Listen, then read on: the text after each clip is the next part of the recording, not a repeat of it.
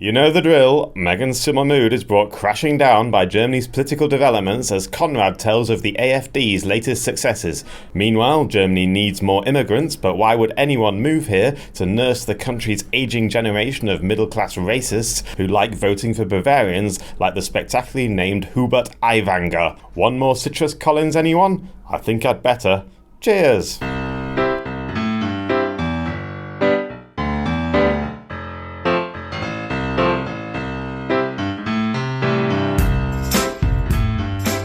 Everyone, it's time for the latest episode of Megan's American. I'm Megan, here in Berlin, with the birds that are chirping outside. I hope you can hear them.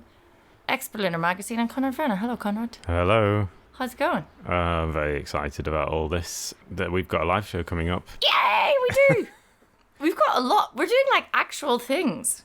I mean, we do actual things anyway, but like we've planning stuff, live shows. Yeah, so we should plug that because it's at Selina on Saturday, July 15th. Coming Saturday, Selina, the hotel in Mitte in Berlin. Yeah, come along. It's very pleasant in there. It's very trendy. You're going to feel very trendy. Yeah, they have a gift shop which is full of ridiculously priced objects. Yes. But not, as Mitte goes, I think probably relatively fine. Yeah. I picked up a table tennis racket today in Mitte. Did you? One. Okay. And it was like painted nicely. €60. For a table tennis bat? Yeah, not even like one of those professional ones. Ridiculous. Anyway. Yeah, so Saturday, the 15th of July, 3 p.m. 3 p.m. Please come along. We would love to see your faces. And we'll have live music. And you can see our faces, which you usually don't. Yeah, we've been keeping them hidden. Yeah, brilliant. Because we don't want to be CGI'd. No, so anyway. Deep faked. We don't, yeah. I don't think like you could make me deep fake to say anything more ridiculous or embarrassing or offensive than I usually say. With that in mind, would you like a little Megacan? Yes, please.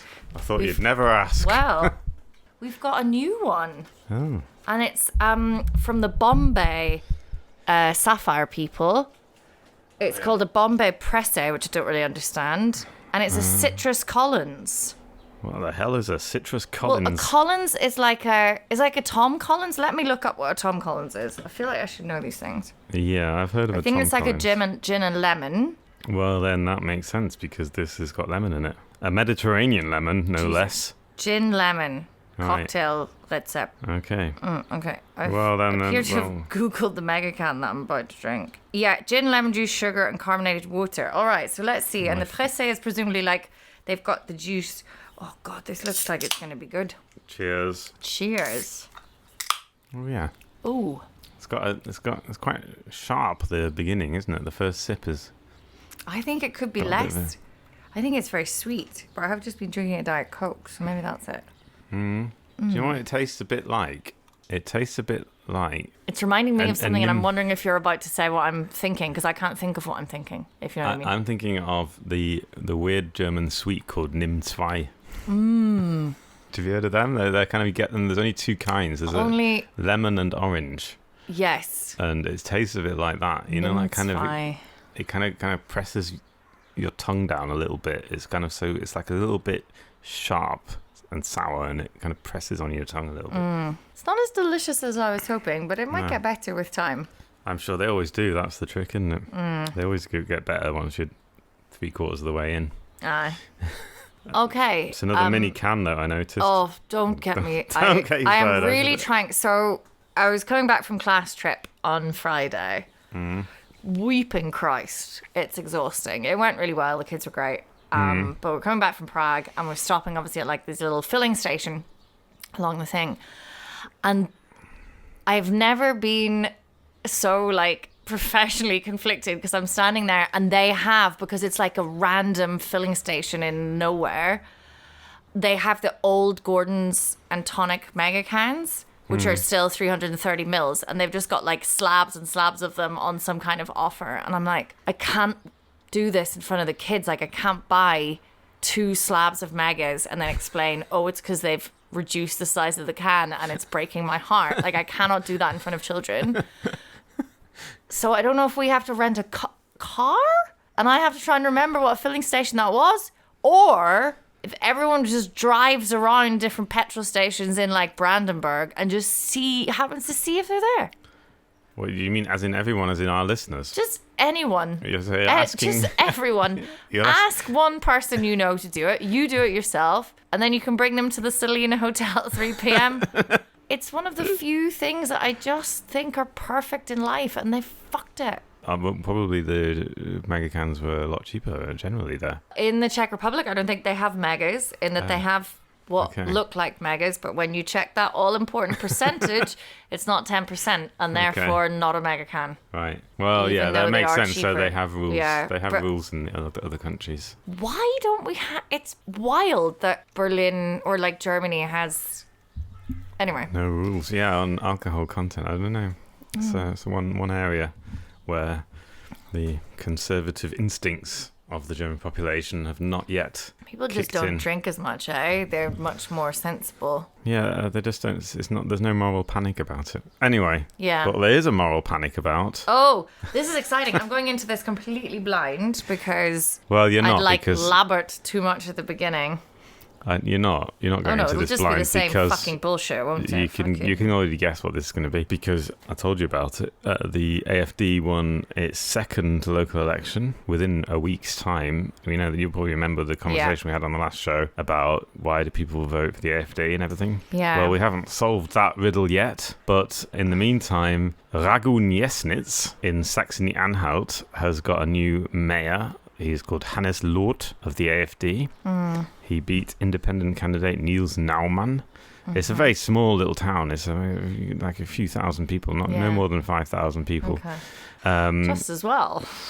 But it made national headlines. Yeah. Because it was another runoff vote. A lot of international attention. In fact, I've been asked to be on 2 TV things around the world. Yes. Well, it's not kind of...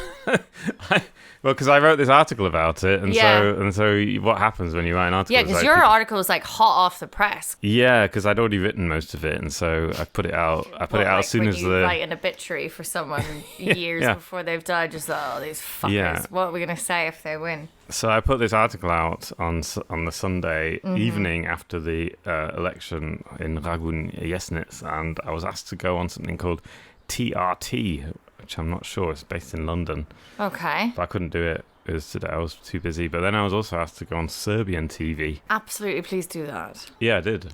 Good. I did it already. You done it already? What was that like? Well, I wasn't live. I was just recording an interview for a TV report, which is going to come out tomorrow, I think, or the day after. Yeah. So the point is that there's a lot of international attention because on the back of these 2 local election results, and also on the back of the fact that the AFD is now up to 20% nationally. Class. You'll recall that the last election, 2021, the AFD only got 10%, so it's doubled its vote share since Schultz came to power. People are really worried about it, and they're obviously asking each other why this is all happening. And would you like to hear some theories? Yes. So I spoke to the Sinus Institute for Social Research, which brought out a survey that concluded that the AFD is winning a new sector of voters amongst Germany's middle classes. And they've subdivided the middle classes into various...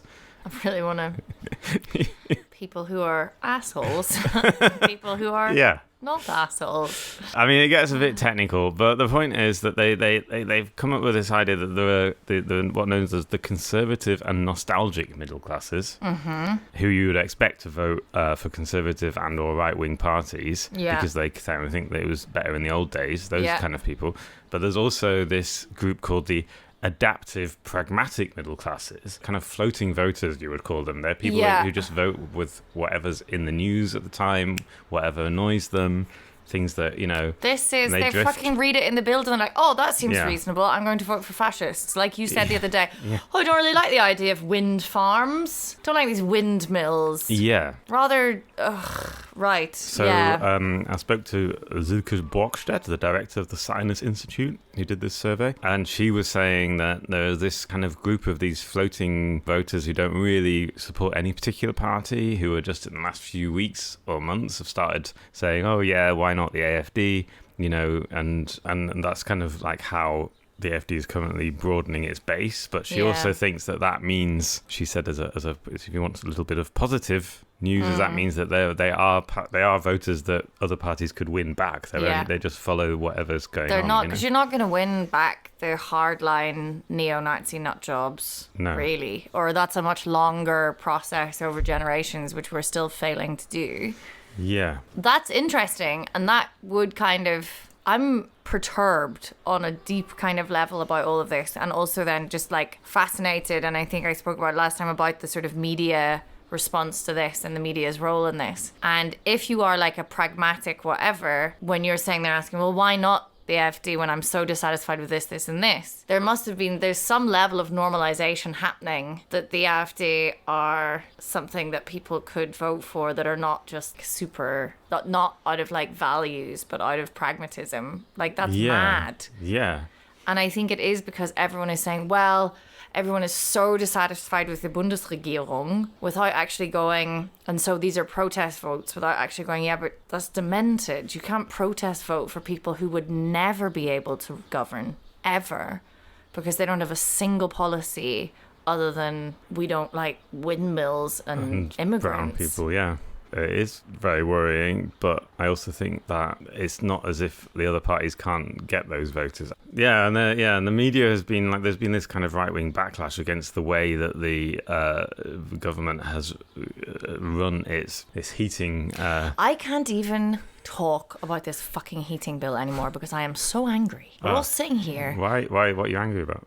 It's fucking nothing. It's like the tinsiest little things that a Green politician who we have voted in, the Green Party, that this fucking coalition fucking agreed to, and now everyone wants to go, oh, let's just have a culture war about fucking a tiny amount of apartments that are going to be built or whatever. Like, it's not even close to what we need to be doing in terms of legislation.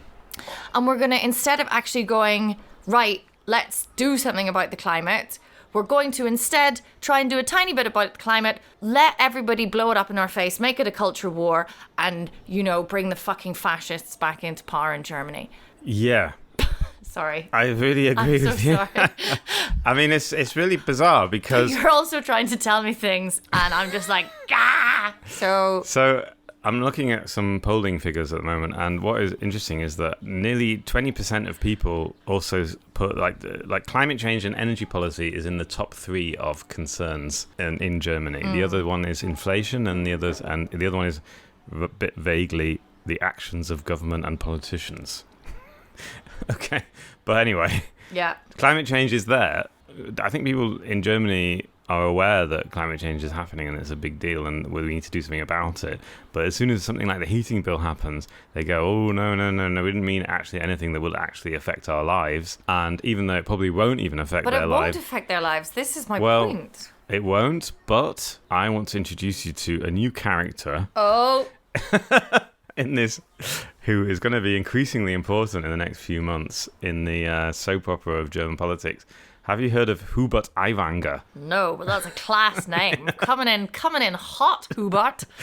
Hubert was? Hubert Aiwanger. Aiwanger. Yeah. He is the leader of the Freie Wähler, the Free Voters. No, not those fuckers. What do you know about the Freie Wähler? They're like people in Bavaria vote for them that would otherwise vote for the AfD if they were in East Germany, from what I understand and generalise. Am I correct? That's pretty much it, yeah. Yes. So they're like the kind of like sanitized version of the AfD. We're just asking questions. We're just free thinkers and voters. No, you're fucking right wing. That's what every single person who says they're a free thinker is actually just right wing radical. So the Freie Wähler are in power in Bavaria. They're in the junior coalition partner to our friend Markus Söder's CSU. Hubert Aiwanger, as well as being the leader of the... I'm just going to keep saying that name. As well as being the leader of the Freie Wähler, is the Bavarian economy minister. And he did a big speech in Erding, which is a town near Munich, a few weeks ago at a protest against the heating law, where he was very much talking in a way that an AFD politician would talk. Like, he was saying things like, and this made national news, he said, "We have to take back our democracy." Yeah, I think I saw something like this. He said something like, it's time for something citizens to, Yeah, he was like, the citizens should take back their democracy. And a lot of people compared this partly to Boris Johnson and the Brexit thing, but also to the AFD's former leader, whose name escapes me, the old fella, who said something like, we will like drive out the Merkel's party. This is a few years ago. Okay. Anyway, so people are saying, like, this is the kind of rhetoric that the AFD uses.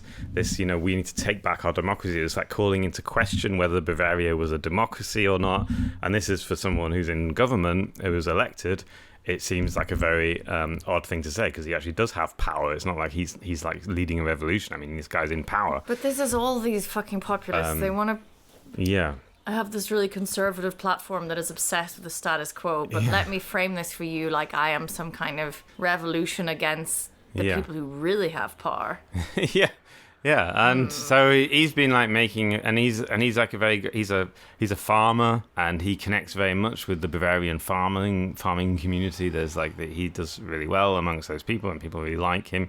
And he says things that, he just talks in a very populist way. Like, he says, "Ihr habt ja den Arsch offen," and stuff. Like how German people talk. You've got your ass open. Yeah. What does that mean? Like, that's what he said about the people in Berlin. Not us. He meant the government. not Berliners. But what does that? What? I've got my ass open for what? Like, I'm being. It means you've got you're talking out of your ass, or you're bonkers or something. You habt einen Knall. Maybe you know that one. You habt einen Knall. No. Well, anyway, he kind of used these kind of very like down to earth, whatever populist terms, and he's doing very well at the moment. Hubert Aiwanger, we will hear more from him in the coming months, because I would just like to prefer. I prefer not to.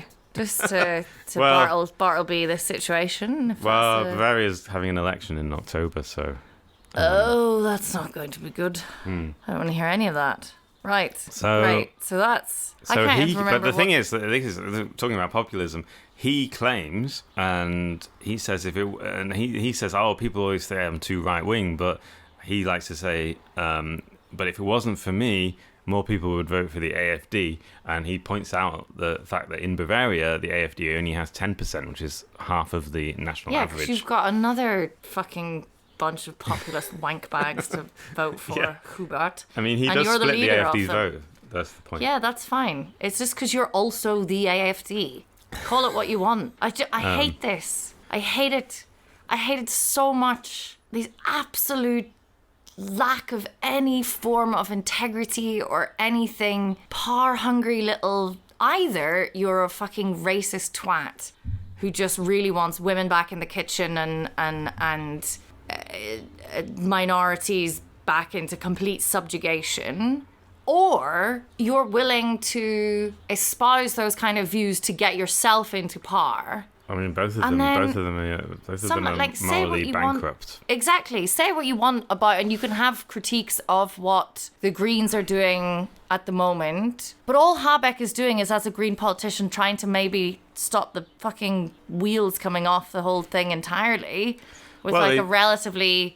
I mean, it's extremely depressing. I mean, the thing is, I mean, it wasn't this government that made these climate targets. The climate targets have been around for years, and the Supreme Court of Germany just said in 2021 that the government was not doing enough to meet its own climate targets. I mean, this is just like you set out the goals and then you try and reach the goals. And okay, there have been some procedural errors apparently with this heating bill and all this other stuff, but so Aiwanger's really pissed off because he says that this law would ban people from burning wood in their fires. And that saying things like that goes down very well in rural areas in Bavaria where they like to burn. Well, because they like burning wood. No, that's fine. Will it ban them from burning wood? Well, if you build a new building, yeah. But the thing is, like, in old buildings, this law doesn't even touch old buildings, All it says is that if from next year, when you build a new building or you modernize a new building, you can't use any fossil fuel burning systems, which is not even what the law is going to be now. As I take it, we'll have to get an expert in on that soon, because I don't know all the ins and outs. But Get the point Habeck is, in. He seems like a man that needs a mega. I'll buy it. yeah. We're buying. Robbie. Should we get in? Rob. That'll be... Well, I nearly met him the other day. Do you You did nearly meet him the other day. I went to hospital on my day out. Hey, you've had a few days out. Well, I didn't. I went to a press thing with Robert Habeck and Hubertus Heil. I'm sorry. You're now just making these up. Who has named their child Hubertus Heil? Well, the parents of our current Labour Minister, Federal Labour Minister. He's SPD. Right. And he's been in that job for a while. He was under Merkel as well. He was also the Labour Minister.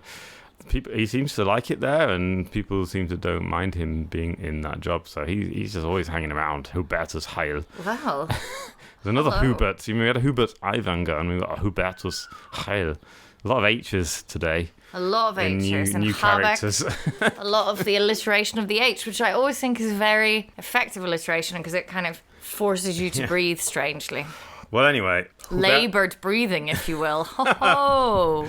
Hubertus Heil and Robert Habeck went to the Charité Hospital last week. And you went along. I went along with about 30 other journalists, and they were talking to nurses. Mm-hmm. Specifically nurses who have come here from outside the EU to work in Germany. So in this case, there were, I think, 2 Mexicans and a Brazilian. And Germany, as you know, is desperate for nurses and all kinds of workers, really, but especially nurses and care workers and doctors and just anyone really. Just anyone. Fucking anyone at all. So, apart from startup people. Yeah. And we're full. So Germany passed a law recently. The new government passed a law which was supposed to lower bureaucracy, make it easier for people to come over. There's a thing called a Chancenkarte now, which we talked about. Yeah. So they did a little tour of the hospital with these nurses, and then they did like a conversation in front of other people.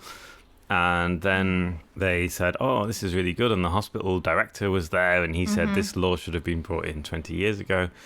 It would have been much better for Germany. And obviously, the thing is, Germany is in competition with every other OECD rich country in the world to get people like this coming in, because all these Western countries, especially the English-speaking ones like Canada, America, Australia, which all have like a history of immigration anyway, and because everyone speaks English around the world, so they have a big advantage over the other countries because people will move where they can speak the language. Yeah. So Germany's like struggling to keep up, and all these countries have an aging demographics, right? Populations. All the baby boomers are going into retirement in the next 5-10 years, and then who's going to look after them when they have to go to hospital? So. What a thankless task.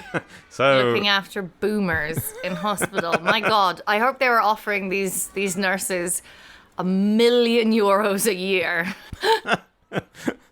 Well, all the fucking God in heaven entitlement nonsense. Yeah. So one of the things that people are talking about is whether or not this rise, we're going to link up the 2 stories that we've had so far. Whether or not do we think the rise of fascism might stop people from Brazil coming here, and they might want to go somewhere else instead? Yeah. Well, I have an article about this. Could you just imagine all the earnest Germans like Henry and be like, "Oh, do you think that was like, yeah? I mean, you're unpopular at the best of times, Germany." And I say that as someone who like has a lot of affection for Germany. You're not even great at like beach etiquette on holiday, and then you keep going a bit fascist, and then being like, "But why does no one come to work here?" Well, apparently, as I found out myself, when the AfD does better in the polls, international media is interested, and it is noticeable. For example, I looked on the Times of India website. It's an English language publication in India. There's quite a big page dedicated to the AfD. I mean, they do follow that up. They do print stories when there's something happening in Germany with the AfD getting big. And India is an important country for Germany because there are people in India who would be interested in coming to Germany. So I spoke to... Did you? An Indian IT worker who lives in Brandenburg, and I asked him this. I asked him, like, what do you think? Is this does this put you off? Especially because you live in Brandenburg, which is one of the states where the AfD is in the lead in the polls, and he said, yeah, it does in an abstract way, but on a day-to-day basis, it doesn't bother him. And he says he works in this IT company where he never has to speak any German at work. Everyone speaks English, so it's just obviously good because he came here 5 years ago. Now he speaks German, but at the beginning he didn't really speak any German. And he says, like, in an abstract way, it does bother him because he likes to think that Germany is like an inclusive country and where with liberal values, and it protects these liberal values, and it values equality and diversity. He likes to think that, so it does bother him in that level. But on a day-to-day level, he doesn't experience a lot of racism or anything like that. And do you know what the quite moving thing he told me? He said, because I asked him, like, why did you choose Germany? You could have gone anywhere. Like, these people, they have a lot of choice. If you're well qualified, you can kind of work anywhere you like. And he was thinking about going to Portugal, and he said the two reasons why him and his wife chose Germany 5 years ago. One was COVID. The way that Germany managed COVID was very impressive. Especially, he said, to be fair, it was not our darkest hour. I mean, it was for many people, but in terms of how it was, I can see that. He said, like, both economically and the healthcare, the way they helped the economy and also the healthcare. And the second reason was because of what he'd read about the German remembrance culture. I thought it was quite an interesting thing for him to say, because he said that, people I come from a country that used to be a British colony, and he said people my age, he's 33. He said people my age in Britain, they still get taught that the British Empire was a good thing. And he said, but in Germany, he'd read and he'd heard about when school children are taught about the past, they're taught, they're taught to confront the history of the country. And he kind of said that was one of the reasons why him and his wife, who's also Indian, chose to live in Germany, which I thought was actually quite moving, actually, when he said that, because I didn't really. It was so. Yeah, and I mean, obviously like to shit on Germany a lot, and its failure to sort of deal with or to stop whatever this tendency towards the right is. And I know it's not just Germany, but to have Germany's history and still do it is mad. But there is a lot in ways in which Germany does confront its own past that other countries don't like. Exactly. And that is, I guess, kind of cool. And maybe gives us some hope. Like, maybe I am obviously kind of incensed about a lot of the coverage of how, the rise of the AfD is being covered, but at least it is being covered, even in these tiny, minor elections. It is causing this big furore, and maybe that's okay. Well, I mean, compared to other European countries, compared to France, for example, it's not looking good in France. I don't know if you've been following the news recently. Yeah. I mean, they have possibly even bigger social problems with the far right and with the popularity of the far right than Germany does. So when we set the bar quite low, Germany's doing quite well. And I think that's, it is striking that you come to the centre of Berlin and you have what I think is the phenomenal, very important memorial to the murdered Jews of Europe, which is such an affecting, it doesn't matter how many times I go there, I'm still I find it devastating. And it's right in the middle. Here is our capital city. Here is the center of it, the tourists and everything. And here is a monument to our greatest failure. I don't know. I don't know what to think. I wonder what it's like for people who are not I can understand maybe from an Indian perspective, the comparison with Britain would be the obvious one to make. But I wonder if you come from somewhere that's not... I'm a bit drunk. And how's you? Maybe it's a good thing that we only had 250 millilitres I've still got loads to go. It's absolutely delicious. Now it's delicious. It's always delicious after you've been through most of it. I think it would be really nice, this one, with like, I don't usually advocate pouring them out of the can because the whole point is convenience. But like with loads of ice and like a sprig of mint or something, or rosemary. There's something to take that sweet thing. A bit of rosemary. Thyme. It's all right with the gin, isn't it? It goes well with gin. Yeah, get it all in there. Please, can we just do a podcast about cocktails? Well, we did one once. We did. Which was so much fun that is what I want to do. Okay. Is that all the news? Is that all you're giving me? That's basically the news, yeah. I can give you some more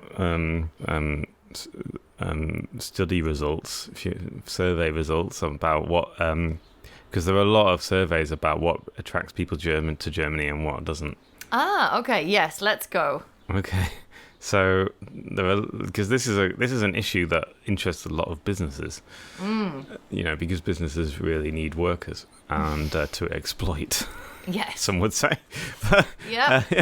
And so there's a lot of funding that goes into studies on what attracts people to go to different countries, and there's all these OECD things. So apparently, one of the things what attracts people to Germany, about 2 out of every 5 people, 38%, said so the question was, what are the obstacles to you moving to Germany? Why would you? What would stand in your way? Can I guess what number 1 is? Yeah, go on. Language. Yes. Yeah. And further down was concerns about discrimination and racism. About 18% said that. Yeah. But I think that but that is kind of common to almost all countries with immigration problems, because I think that there's no society in the world that is like free of racism, and so I think people kind of expect. I think Germany, though, to be fair, is not as far down that road as it thinks it is. Right. Like, even how the insensitive way in which it's discussed, I think. The fact that you can't be a teacher and wear a hijab is fucking mental. If you're coming from the UK, even. You're like, what? But yes. Yeah. So I do. That was it's not to say that it doesn't exist in indicator. Other things. And the thing that Germany is really good at, compared to other countries like America and Britain and New Zealand and Australia, is education, specifically higher education, and the fact that it's free here. Yeah. And that means we get a lot of students coming here to study, but a lot of them leave, and that is one of the main challenges that Germany has, is trying to get those students to stay to find a job when they get here, and then that would be really good for the country on many levels. That's it, really. All right. That's all I got. Higher education is free. That is good. Yeah. Long may it last. I don't really I've very much enjoyed this. I hope you have. Enjoyed is a word. I enjoyed my mega can, obviously. I'm very glad it was only 250 mils, because I have not eaten very much today. Because it's very hot. Very, very hot in Berlin. Yeah, because of fucking climate change, which is why we need to stop burning fossil fuels. Yeah. Did you see that last week the world broke its temperature record? Someone told me this. Yeah, it was like just the hottest day ever. Yeah, but 3 times in a row. So it was the hottest day, and then the next day broke that record, and then the next day broke that record. Right. That was like the hottest day. Maybe they have. Yeah. We should just let a man do his heating law, very mild heating law. Yeah. And not freak the fuck out and go fascist. Yeah. On that note. On that note. Thanks for listening. Thanks very much for listening, and very much looking forward to seeing you on Saturday if you come. And follow us on Patreon as well. It'd be nice to get a few more patrons. Yeah, it makes me feel like an Elizabethan playwright. Okay. All right. Bye, everybody. Take care. Bye.